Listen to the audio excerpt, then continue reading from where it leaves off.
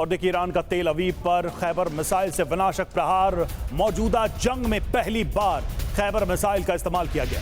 तेल अवीव पर 10 खैबर मिसाइल से ईरान ने विध्वंसक हमला किया। 1000 किलो विस्फोटक से लैस मिसाइल से यह अटैक किया गया है। ईरान के विनाशक प्रहार से तेल अवीव में भीषण तबाही हुई है।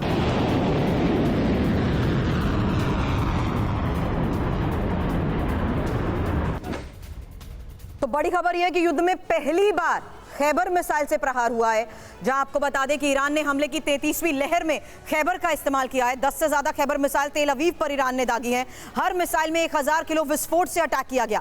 1500 किलो वॉरहेड ले जाने की क्षमता रखती है खैबर, और ईरान की सबसे घातक बैलिस्टिक मिसाइल्स में शामिल है खैबर।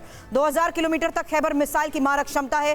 खैबर मिसाइल को खुर्रम शहर 4 के नाम से भी जाना जाता है। ईरान की सबसे आधुनिक बैलिस्टिक मिसाइल खैबर, और इसके इस्तेमाल ने संजय भारद्वाज सर ये साबित कर दिया कि ईरान भी बड़े स्ट्रैटेजिकली अभी तक ड्रोन्स को ज्यादा प्रेफर कर रहा था, लेकिन अब जो उसकी मिसाइल क्षमता है 300 किलोमीटर से 2500 किलोमीटर, ये पूरी उसकी मिसाइल की वो रेंज है जिसमें अब युद्ध के 10 दिन बीत जाने के बाद इनके इस्तेमाल को लेकर एक बड़ी खबर सामने आ रही है सर। और ये सवाल इसलिए कर रही हूं क्योंकि अब इस हालात के बीच में ग्लोबल इफेक्ट साफ नजर आ रहा है। तेल की कीमतें हो या एनर्जी सेक्टर, उसके इफेक्ट साफ तौर पर नजर आ रहे हैं। दूसरी तरफ अब मिसाइलों से वार सर। देखिए, ये निश्चित रूप से इनके पास जो अपनी मिसाइल्स हैं और मानी जाती है, उसको रशिया को भी सपोर्ट किया था। खैबर मिसाइल की जो बात कर रहे हैं, इसका इस्तेमाल के स्कोप पूरे हैं, लेकिन अभी कम कर रहा है या स्टोर में रखे हुए हैं। ये एक अपने आप में एक डाउटफुल है कि कितना इनके पास स्टॉक है।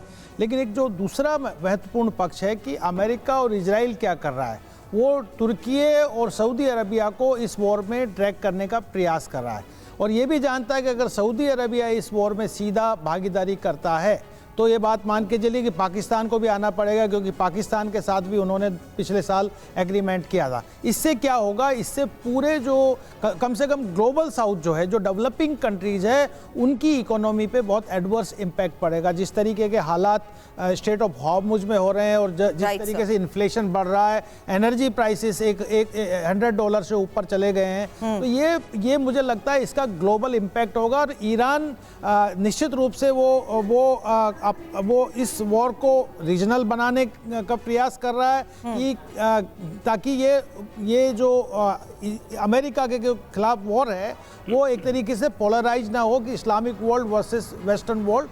तो जो ईरान करने का प्रयास कर रहा है, लेकिन अमेरिका इसीलिए सऊदी अरबिया और तुर्की को इसमें ट्रैक कर रहा है कि ये पोलराइज नहीं हो, और जो गल्फ रीजन है वो एक तरीके से यूनिपोलर गल्फ रीजन हो, उसमें अमेरिका का जो प्रभुत्व है, जो पुराना प्रभुत्व है, उसको कंटिन्यू करे। लेकिन तो सबसे बड़ा असर जिस तरीके से नजर आ रहा है, और रवि, ये पिछले 10 दिन में हम देख चुके हैं कि कैसे हाई वैल्यू टारगेट्स को हिट किया गया, जिसमें ना सिर्फ ऑयल रिफाइनरीज बल्कि इंपॉर्टेंट ऐसे ठिकाने जिससे ओवरऑल असर साफ तौर पर नजर आए। और उसी को लेकर अगली बड़ी खबर भी है रवि।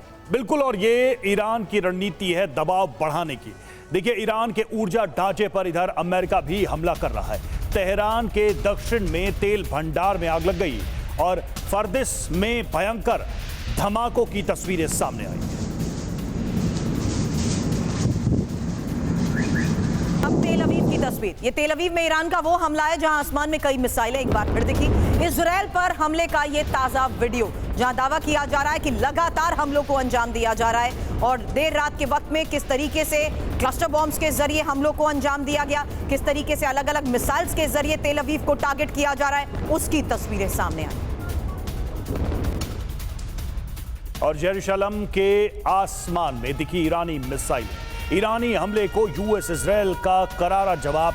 डिफेंस सिस्टम ने मिसाइलों को इंटरसेप्ट किया। मिसाइल के मलबे के टुकड़े कुछ जगहों पर गिरे।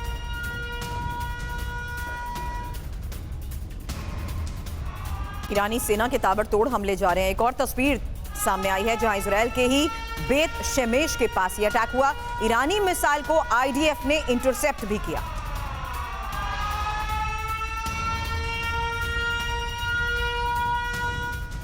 और देखिए, इराक के इरबिल में ड्रोन अटैक हुआ है और पीजेके के मुख्यालय पर हमला हुआ है। ड्रोन अटैक से भीषण आग लग गई।